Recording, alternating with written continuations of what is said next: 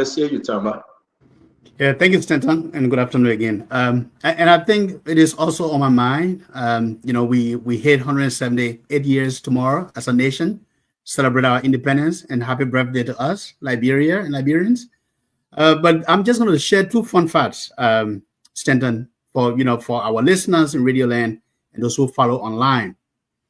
I want people to understand that if you read the history of Liberia was founded as an outpost, right, for returning blacks from the U.S. And I'm sure, Mr. Jackson, we need to come together to see how we can reintroduce that return to Liberia, return to the motherland. Liberia was founded by and for Black people, especially those who were rejected in America.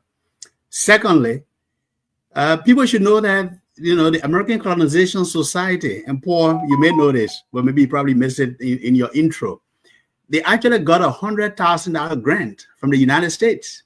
The U.S. funded the American Colonization Society because the former slave owners, who were all white men, they were free. Now that the Black man is free in America and they are looming about, they felt that they were a danger to the American society. And they wanted to make sure that the government can get behind their repatriation to Africa, somewhere in Africa. They didn't know where, and that's how Liberia was founded.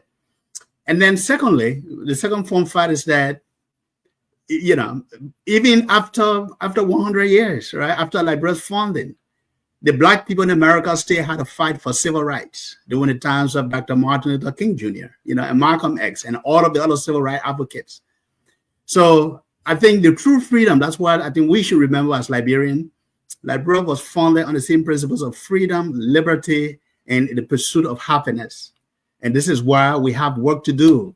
This is why, when I see communities that don't have running water, when I see communities where vehicles barely reach, I did my campaign across Lofa County in 2020. I saw how difficult it was to get to certain towns and villages. When I see children still sitting in schools that are not equipped, well equipped, when I see mothers still struggling to get the hospitals and clinics to give birth or to get medical attention, I feel sad. Look, there's work to be done for Liberia, and we are still hopeful. We still believe.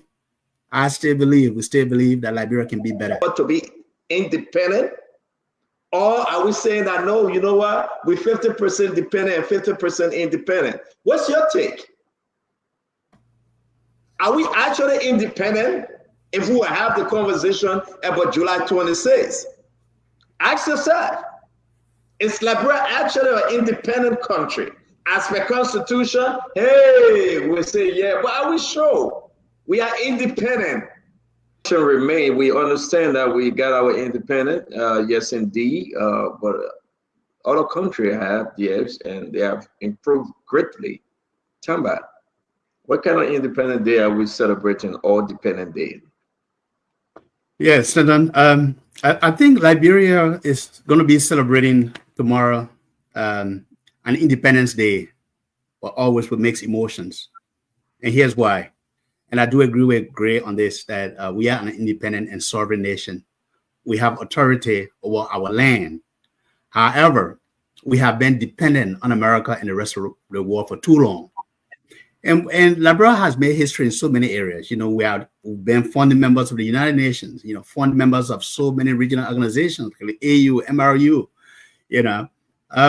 we have resources abundantly in Liberia with less than 5 million people. But we still go out to get concessions to come and take over our land, exploit our resources, and leave crumbs for the people of the land. And this has happened for the last 178 years. And this is not just the government in power today that has gone to concessions. I have said in the past that the extract and export industry in Liberia is not working for the Liberian people. But here's the travesty. The foreigners can come, the Lebanese, the Indian, now the Chinese have arrived. The Fulanis are there. They have a big, huge hole on our economy. These foreign people. And they have basically determined over the last 30 years or 40 years or so the direction of the Liberian economy, while the Liberians themselves remain spectators. I mean, some of y'all have tried. Sam Jackson have tried, but he failed bigly in Liberia. Until we begin to change our mindset and remodel how we think about our country as a people, we're going to be relegated to second-class citizens in our homeland until we begin to teach the next generation about nationalism, about putting country first, about party affiliation, about when people have more loyalty to a political party than to a country, we have a problem. When we have all of these resources and we can get roads built, we can, thank God for the 100 schools that are being built, but look at the status of the current schools that we have across the country. Look at the university graduate that we are producing. I mean, I work in Liberia. I saw job application letters from university graduate, Dr. Brooklyn. I was like, what? With Brock. I was like, what? University graduates? So look, we are an independent nation, Stanton. We need to exert greater control over our resources. We need to change our economic model from that of extract and export to local production. We need to negotiate concession in the interest of the people. And I think, look, the fight on corruption is just the beginning. But we need to make sure that people who are corrupt or who have been involved in corruption can have no place in government in Liberia, whether as elected officials or appointed officials. We should pass laws that make sure that we are protecting the people of Liberia against corrupt and unscrupulous people who are not putting their country first, but they are getting in there to take money for themselves, to enrich themselves, to build for their own families. We have a long way to go, Stanton. We have so much potential, and this is why I will always say I still believe that we can be better as a country. We can be better as a nation. So, folks,